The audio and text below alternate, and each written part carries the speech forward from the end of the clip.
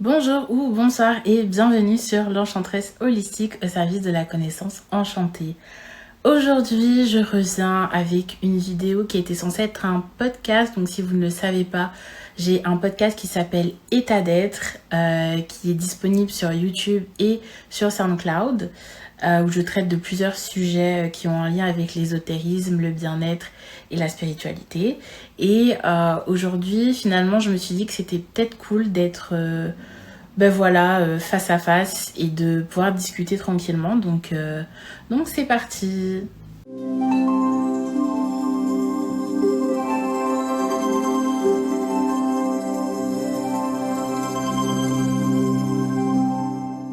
Le but de cette vidéo, c'est de pouvoir discuter et d'échanger par rapport à mon expérience. Donc si vous avez une expérience similaire ou que vous connaissez quelqu'un qui en a une, n'hésitez pas à le dire dans les commentaires.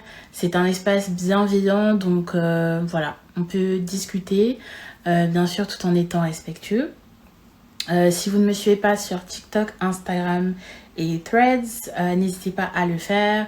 Mon nom s'affiche juste ici. Maintenant que c'est fait, je peux entamer la conversation. Je tiens à préciser que je vais aborder des sujets qui peuvent être tabous ou des sujets qui peuvent être triggering. Donc si vous sentez que vous ne pouvez pas regarder la vidéo jusqu'à la fin, il n'y a aucun souci, vous mettez pause et vous revenez après. Ou alors vous la regardez en étant accompagné de quelqu'un de bienveillant. Voilà.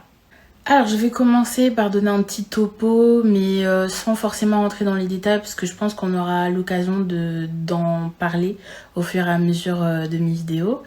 Au fur et à mesure des publications de mes vidéos, voilà, je vais m'exprimer un peu mieux là. Du coup, je pense que potentiellement cette vidéo peut un petit peu partir dans tous les sens parce que je ne l'ai pas du tout scriptée et que vraiment c'est comme si je vous parlais, sauf que je peux pas vous entendre. C'est pour ça que vraiment n'hésitez pas à réagir dans les commentaires à tout moment. Alors pour commencer, depuis jeune, très jeune, j'ai toujours fait des rêves prémonitoires. J'en ai parlé du coup instinctivement à ma mère et elle a toujours reçu ce que je lui disais sans me faire stresser ou culpabiliser ou me faire avoir honte ou quoi que ce soit. Par contre, elle m'a toujours dit voilà que c'est pas forcément des sujets sur lesquels on peut échanger avec tout le monde, donc de plutôt garder ça pour moi, ce que j'ai fait dans la plupart des cas. Parfois j'ai un petit peu discuté avec mes amis très proches quand du coup mes rêves les concernaient, mais sinon j'en ai pas spécialement parlé, donc c'est vraiment la première fois que j'en parle au grand public, donc c'est vrai que c'est un peu stressant. Bon, voilà, ça a toujours été un sujet, un peu tabou, même si personnellement dans ma famille on en parle de manière très facile, parce que je ne suis pas la seule du coup, et du coup ça a jamais été quelque chose que j'ai trouvé incroyable ou quelque chose d'étrange, parce que tout simplement dans ma famille c'était quelque chose de très courant.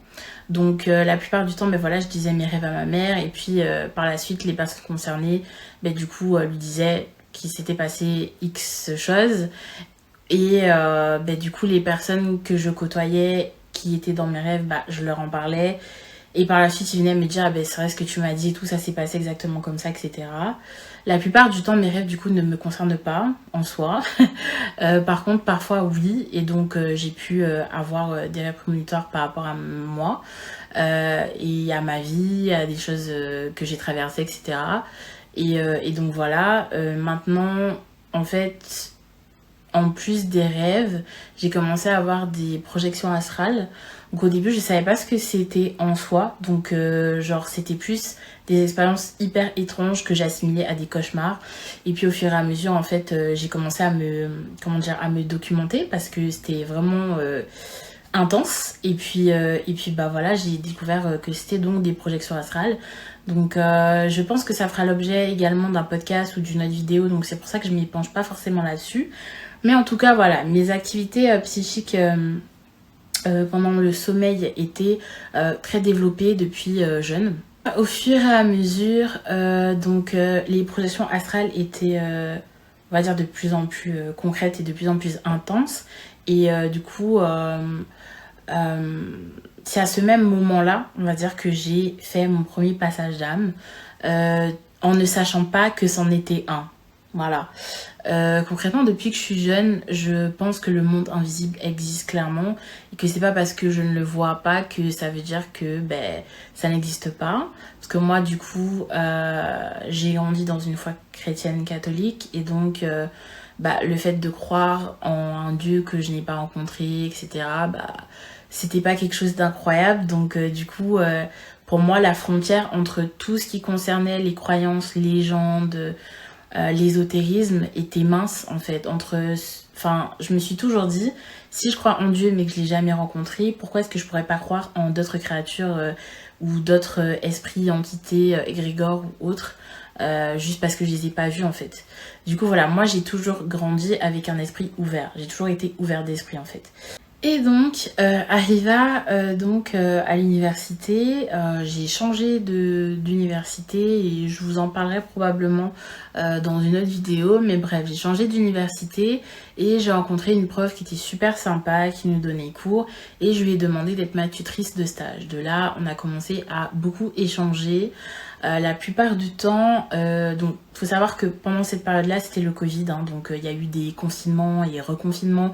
Donc à des moments j'avais cours, à des moments j'avais pas cours, enfin pas en présentiel, voilà.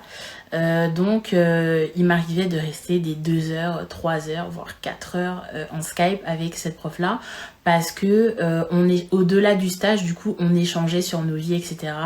La plupart du temps, j'écoutais et je racontais pas forcément ma vie parce que j'en voyais pas, j'en voyais pas le but en fait. Et du coup, j'écoutais ce qu'elle me disait, elle me transmettait des connaissances, etc. Sauf qu'au bout d'un moment, je me suis dit, bon, quand même 4 heures de Skype avec une prof, c'est un petit peu beaucoup là en fait. Donc je me suis dit, bon, étant donné que c'est dans le cadre académique, je ne vois pas pourquoi je resterais autant de temps au téléphone ou pas au téléphone, du coup en Skype avec elle. Donc j'ai commencé un petit peu à réduire, on va dire, le temps de Skype, parce que je me suis dit en vrai, j'ai quand même des devoirs, j'ai des trucs à rendre et tout, donc je vais pas rester éternellement. De là, j'ai commencé du coup à me rendre compte que potentiellement elle se sentait seule et que c'est pour ça qu'on parlait autant. Donc je me suis dit, bon, c'est une prof, elle a pas d'enfant, apparemment elle est célibataire, donc voilà, elle est toute seule. Et donc, je me suis dit, en fait, en soi, je pourrais écouter et genre, ça me fait rien, mais juste, je trouvais que ça sortait du cadre en fait du stage et le stage n'avait pas encore commencé quand on faisait ces appels. Donc, je me suis dit, je vais prendre un peu mes distances. Donc, de là, j'ai commencé à réduire en fait le temps d'appel et je suis partie en stage. Et quand je suis partie en stage, on se parlait pas énormément. On s'envoyait des mails. Et il y a eu un moment où on a commencé à s'en envoyer beaucoup moins parce que moi, je lui envoyais des mails, mais elle me répondait plus. Et je me suis dit, c'est bizarre parce que du coup, avant de partir en stage, elle était constamment en train de m'envoyer des mails, etc. Il y a eu un jour, en fait, où d'un coup, je me suis dit, elle va suivre. Voilà, je sais pas pourquoi. C'était une forte intuition de l'ordre de la claire connaissance. L'information m'est arrivée et j'étais avec quelqu'un et je lui ai dit ma prof elle va se suicider. Et donc la personne me dit mais pourquoi tu dis ça en fait c'est étrange et tout de penser ça en plus d'un coup sachant qu'on parlait pas du tout d'elle et tout. Et je lui dis je sais pas mais j'ai une intuition et voilà. Bon, les mois sont passés. Et donc cette forte intuition, je l'ai eue à peu près 2 mois avant la suite des événements. Et j'avais de moins en moins de nouvelles et j'ai commencé un petit peu à m'inquiéter. Et c'était juste avant de rendre mon rapport de stage. Et donc ceux qui ont fait un rapport de stage, vous savez que vous êtes censé être encadré, supervisé par du coup votre tuteur ou tutrice de stage. Et dans mon cas, du coup elle me répondait plus. Donc je trouvais ça très très bizarre, sachant qu'elle m'avait beaucoup encouragée à faire ce stage, etc., qui était à l'étranger, qu'elle suivait, d'autres étudiants qu'elle suivait, qui m'envoient un message sur Facebook pour me dire est-ce que tu as des nouvelles de la prof parce qu'en fait elle ne nous répond plus. De là, je me suis dit, c'est très bizarre et non, j'ai aucune nouvelle d'elle. Donc de là, moi, j'ai contacté l'administration. On a contacté l'administration et en fait, ils ont dit que eux non plus, ils avaient aucune nouvelle d'elle depuis plusieurs semaines. Donc c'était un petit peu étrange. Je me suis dit, bah je vais quand même envoyer un mail à la prof, du coup en mettant en copie d'autres profs parce qu'on sait jamais, et donc c'est ce que j'ai fait.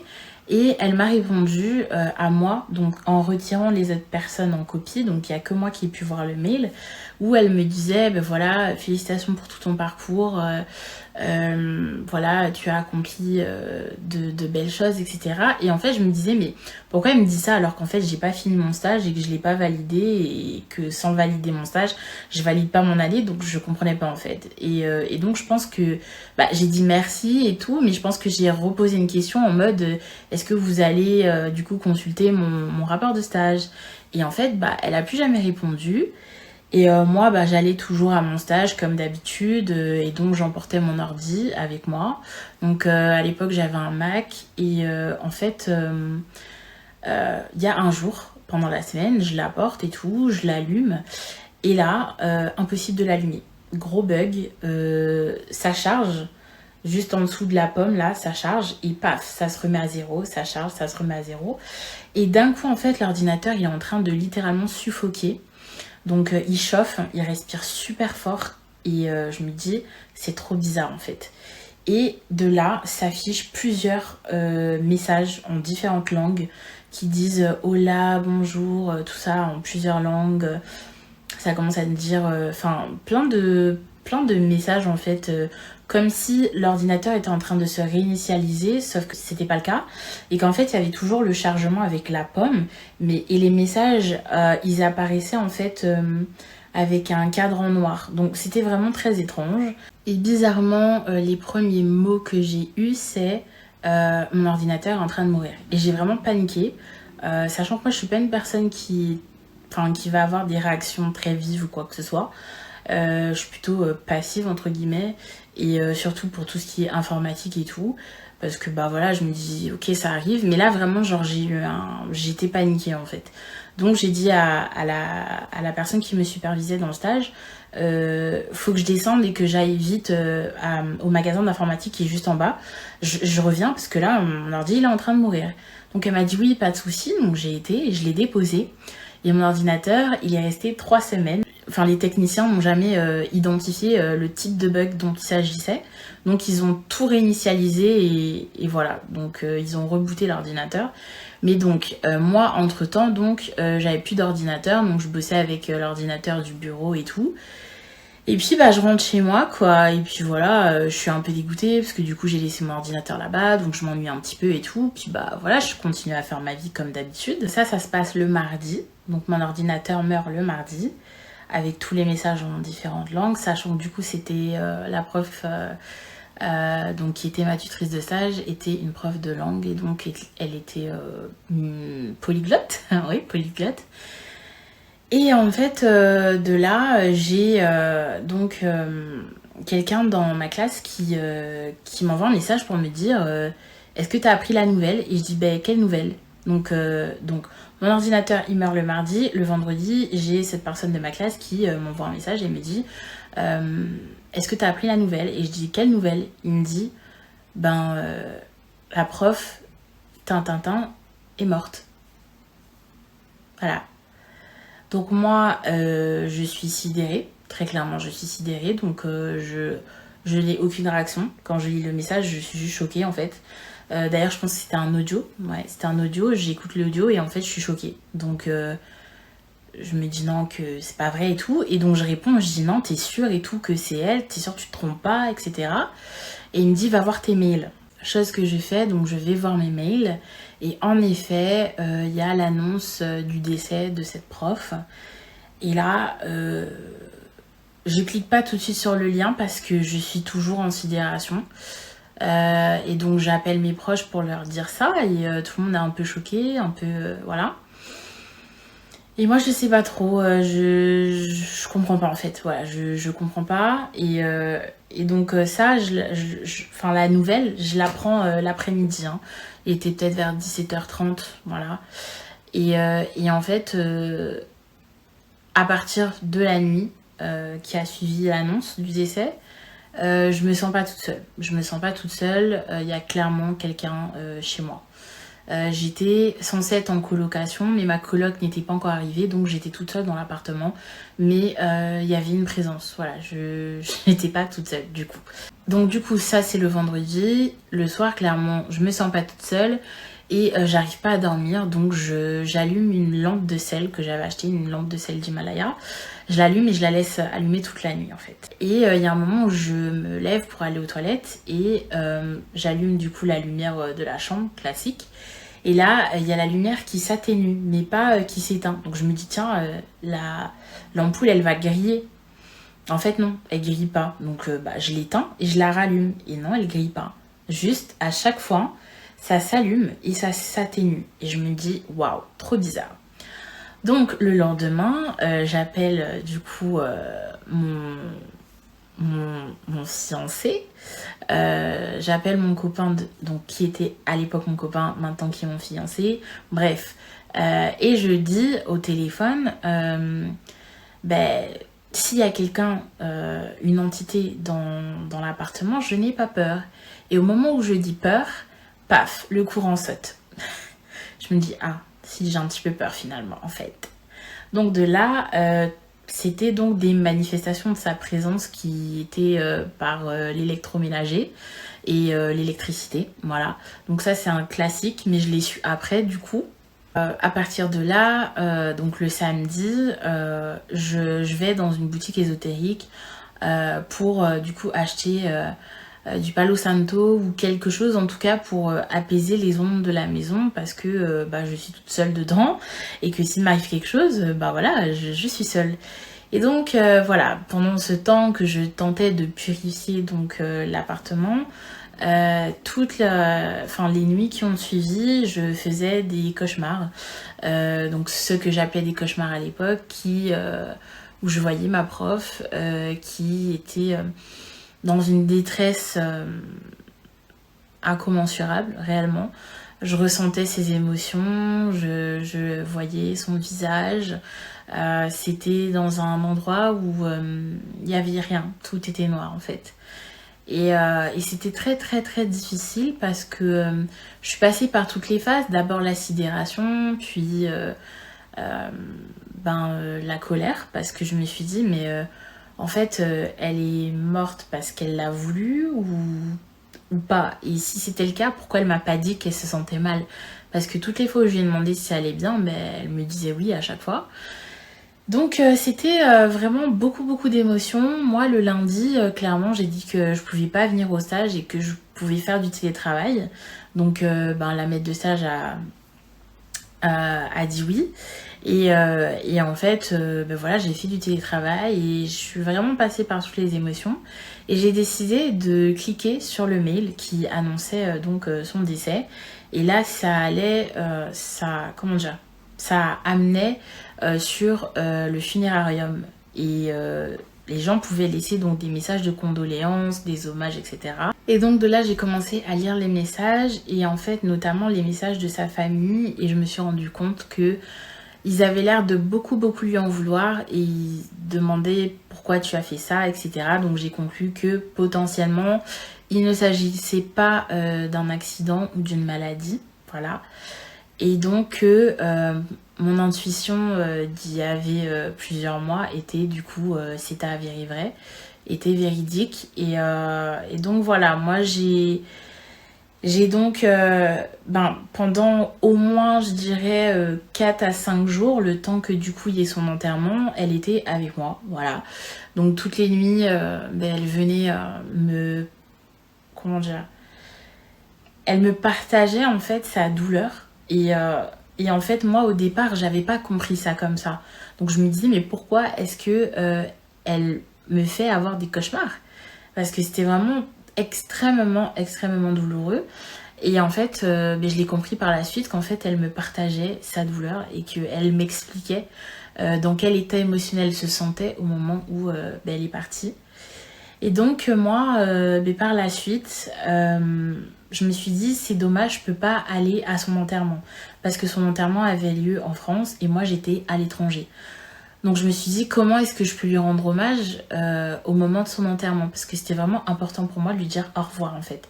Une fois que je suis passée par ces phases de colère, d'incompréhension, bah, j'ai accepté que oui, elle se sentait mal et que bah, c'était peut-être mieux qu'elle soit ailleurs maintenant et que potentiellement elle allait se sentir mieux. Donc du coup, j'ai décidé que le jour de l'enterrement, j'allais chanter pour elle. Voilà. Il faut savoir que moi, je suis ancienne choriste soliste et je suis alto, donc je chante grave.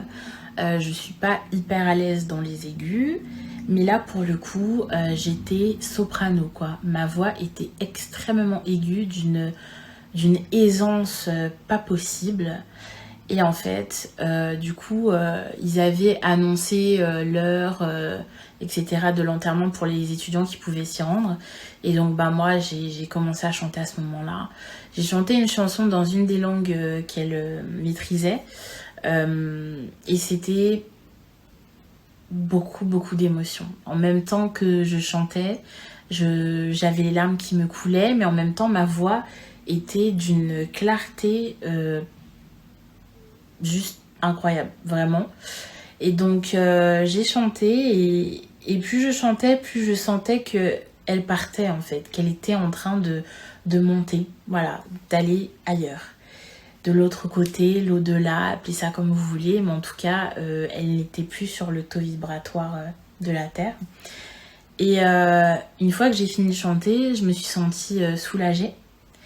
Et ben, j'étais seule, voilà. J'étais à nouveau seule dans l'appartement. Clairement, n'avais plus de manifestation de sa présence et je ne la ressentais plus. Voilà. Donc, c'était très, très intense. C'était la première fois que j'avais côtoyé quelqu'un qui était parti de cette façon. Donc jusqu'à présent, je suis un petit peu émue quand je reparle, mais voilà, c'était du coup mon premier passage d'âme. Je ne savais pas ce que j'étais en train de faire, c'était très intuitif. Et donc voilà, je l'ai aidé à rehausser son taux vibratoire et à l'aider à passer. Et j'ai essayé de la comprendre. Et elle m'a montré du coup des choses qu'elle a vécues qui étaient difficiles. Et donc moi, du coup, ça s'est passé en août et moi, ça m'a un petit peu... Enfin, ça m'a énormément touchée. Ça m'a énormément touchée. Je ne m'y attendais pas. Je ne pensais pas être touchée comme ça parce que c'était une prof, c'était pas une amie en soi. Donc il y avait quand même le cadre académique qui jouait, mais voilà, ça m'a énormément touchée. Et à partir de là, ben voilà, j'ai eu une vision différente de la mort et du deuil aussi. Parce que moi, dans ma famille, les personnes sont assez jeunes, donc j'ai pas eu à aller dans beaucoup d'enterrements ou à vivre la chose de manière vraiment frontale. Et je me suis dit, waouh, c'est très intense. Et donc, moi, j'en ai parlé avec mon entourage et en fait, ils m'ont tous dit, bah, c'est sûr et certain que c'était pas des hasards ce qui s'est passé et que il y a eu beaucoup trop de coïncidences pour que ce soit juste mon imagination. Donc, j'en ai conclu que bah oui, en effet, elle était venue communiquer avec moi pour me dire au revoir, tout simplement. En septembre, je reprends les cours, l'année supérieure. Et moi, je m'attendais à ce qu'il y ait clairement un moment d'hommage parce que vu que ça s'est passé pendant l'été, bah, je me suis dit en septembre d'office, voilà, l'université, la fac, tout au moins, va faire quelque chose. Et en fait, non, pas du tout. Pas du tout, donc ça m'a paru extrêmement inhumain parce que c'est quelqu'un qui était là, qui a existé, qui a beaucoup, comment dire, qui a beaucoup participé à la vie académique. Donc je m'attendais vraiment à ce que il y ait quelque chose. Et il n'y a rien eu. Et il y avait notamment un prof que j'ai retrouvé qui m'avait donné cours l'année d'avant, qui était donc très proche de cette prof-là. Et en fait, à chaque fois qu'il me voyait, il me disait alors, ça s'est bien passé ton stage? Et moi, à chaque fois, je disais oui. Et j'en parlais pas plus que ça. Et au début, j'avais pas compris qu'il voulait du coup qu'on en parle. Et il y a un jour, il m'a redemandé ça et je me suis dit, bah allez, go. Donc de là, je lui ai dit, bah oui, ça s'est bien passé, malgré du coup le décès de la prof en question. Et de là, en fait, il m'a parlé et il m'a demandé en fait bah, comment j'avais vécu la chose et je lui ai expliqué du coup que voilà, il y avait eu l'ordinateur, etc. Il y avait eu le mail. Et là, il me dit, mais à quel moment est envoyé le mail en fait? Et là, je lui dis honnêtement, je sais pas, parce que depuis ce moment-là, je n'ai plus réutilisé mon Mac parce que ça m'a un petit peu traumatisée. Et donc, je l'ai plus utilisé. Donc, c'est vrai que je suis pas retournée voir les mails. Il me dit, en fait, faudrait que tu me donnes un de ces quatre la date de l'envoi du mail parce que la prof était dans le coma. Voilà. Et j'ai dit ah. Donc de là, j'étais un peu surprise. Il y avait beaucoup d'émotions de son côté, du côté du prof et de mon côté également. On a parlé du fait que du coup c'était assez inhumain que personne n'en parle et que tout le monde fasse de ça un sujet tabou. Parce que même entre profs, ils en parlaient absolument pas. Ils la nommaient même plus en fait, comme si elle avait jamais existé, alors que si. Et j'ai compris, évidemment, chaque personne a géré son deuil d'une façon différente. Et en fait, ce prof-là m'a dit en fait que voilà, qu'elle était très mal et que ça a été très difficile pour elle, qu'elle a passé des moments très durs et que lui était avec elle parce que c'était, en plus d'être collègues, ils étaient aussi amis en fait. C'était un prof qui avait aussi des croyances spirituelles, donc il m'a dit que ça ne l'étonnait pas du coup qu'elle soit venue me dire au revoir. Et voilà, donc j'ai eu un peu de l'autre côté qu'est-ce qui s'était passé, moi ce que j'avais ressenti, vu, expérimenté, entendu, etc. Et voilà, ça a été du coup la première fois que j'ai eu un contact avec une personne qui était désincarnée et c'était très intense. Et donc voilà, ça a été mon premier passage d'âme. Et il y en a eu beaucoup d'autres dans d'autres circonstances. Les passages ne sont jamais les mêmes parce que les individus sont différents, parce que les histoires sont différentes, parce que les besoins aussi sont différents. Donc voilà, il y a certains passages où je vais juste communiquer avec l'âme du défunt. Il y a certains passages où le défunt a besoin de m'envoyer des images de sa vie, donc que je vais appeler des flashs. Il y a certaines personnes, certains défunts qui vont me demander des choses précises où je vais devoir communiquer avec les familles, les proches. Il y a certains passages où ma simple présence fait qu'ils se sentent en confiance pour passer de l'autre côté. Il y a certains qui m'envoient des images de leur passage et d'autres non. Voilà, donc chaque passage est tout à fait différent. Et en fait, je sais qu'il y a beaucoup de personnes qui sont protocolaires par rapport à ça. Moi, je ne le suis pas. Moi, je suis pas du tout protocolaire parce que c'est vraiment extrêmement humain. C'est d'âme à âme. Et donc, parfois, ça va être de la clairaudience, parfois, ça va être de la clairvoyance, parfois, ça va être dans le monde astral, beaucoup. Donc, voilà, chaque passage est très différent. La façon de communiquer est très différente aussi. Parfois, c'est de la télépathie.